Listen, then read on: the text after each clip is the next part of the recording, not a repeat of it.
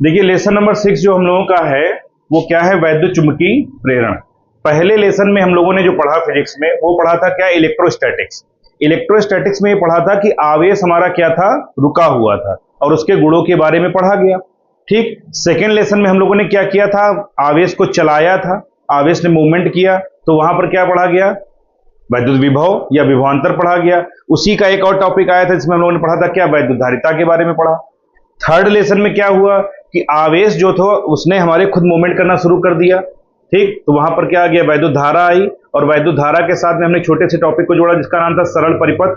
उसमें हम लोगों ने क्या पढ़ा, किरचॉफ के नियम वगैरह पढ़े। ठीक, लेसन नंबर 4 आया। लेसन नंबर 4 में आपने पढ़ा कि जो हमारा धारा का मूवमेंट हो रहा है, यानी आवेश का मूवमेंट हो रहा है, धारा बह रही है, तो उसके कारण जो उत्पन्न हुआ चुंबकीय क्षेत्र उसके बारे में पढ़ लिया हम लोगों ने।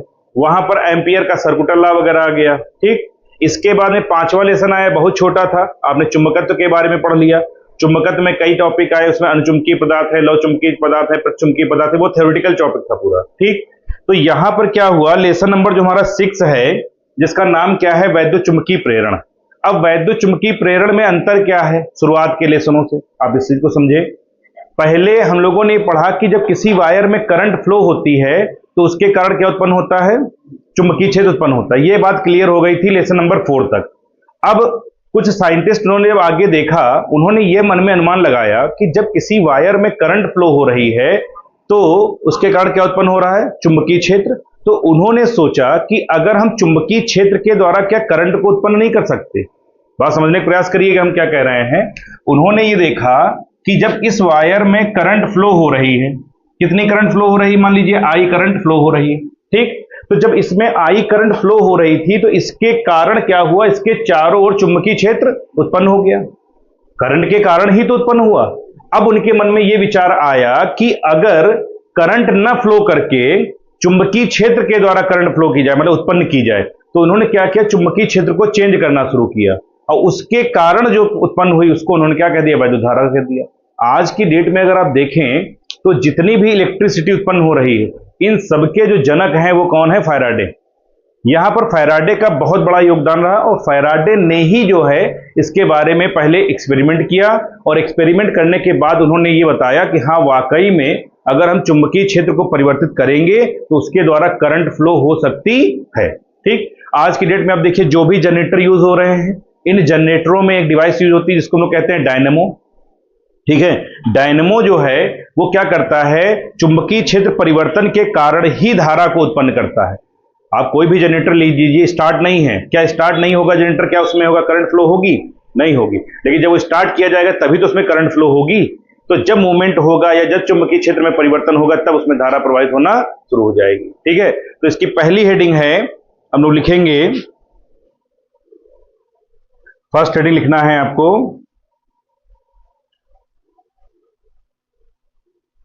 वैद्युत चुंबकीय प्रेरण। फर्स्ट हेडिंग का ही नाम है वैद्युत चुंबकीय प्रेरण।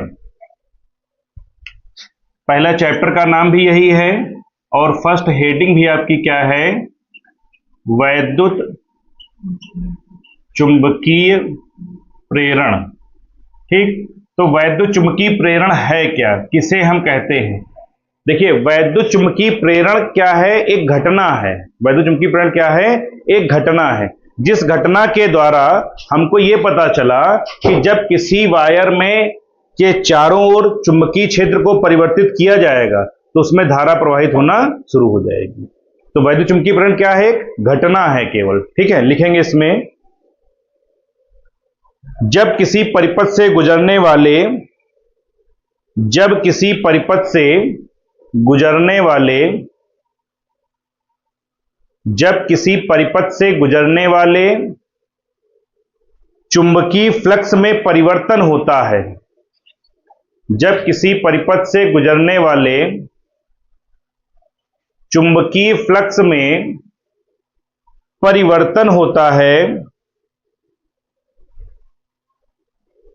जब किसी परिपथ से गुजरने वाले चुंबकीय फ्लक्स में परिवर्तन होता है तो उसमें प्रेरित वैद्युत वाहक बल उत्पन्न होता है। प्रेरित वैद्युत वाहक बल उत्पन्न होता है, प्रेरित वैद्युत वाहक बल उत्पन्न होता है और बंद परिपथ में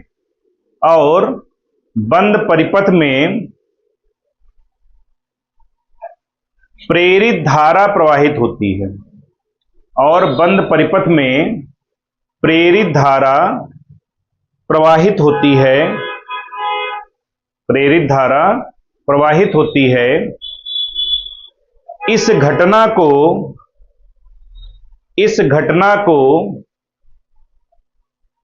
वैद्युत चुंबकीय प्रेरण कहते हैं, वैद्युत चुंबकीय प्रेरण कहते हैं। इस घटना को वैद्युत चुंबकीय प्रेरण कहते हैं। ठीक, नई लाइंस लिखेंगे। यह घटना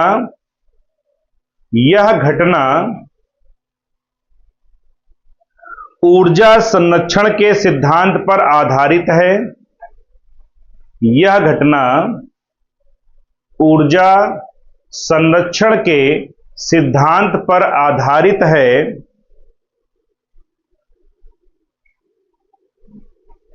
जिसमें यांत्रिक ऊर्जा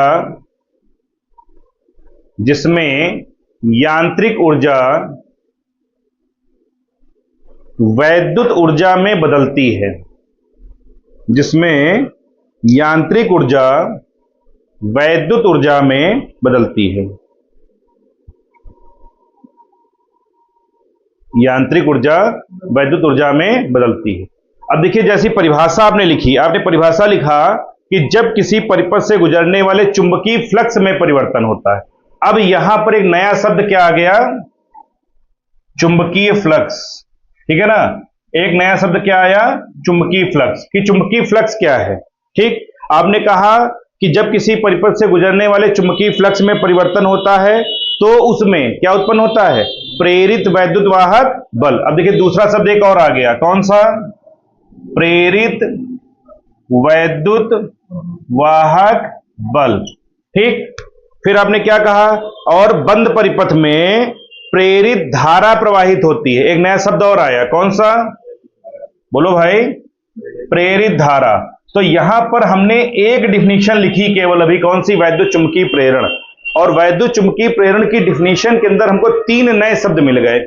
अब इन 3 नए शब्द को पढ़ना तो जरूरी है। तो ये क्या है? आपस में खुद ही ये क्या है? एक अलग अलग हेडिंग है। आपको चुंबकीय फ्लक्स भी पढ़ना है, क्या होता है।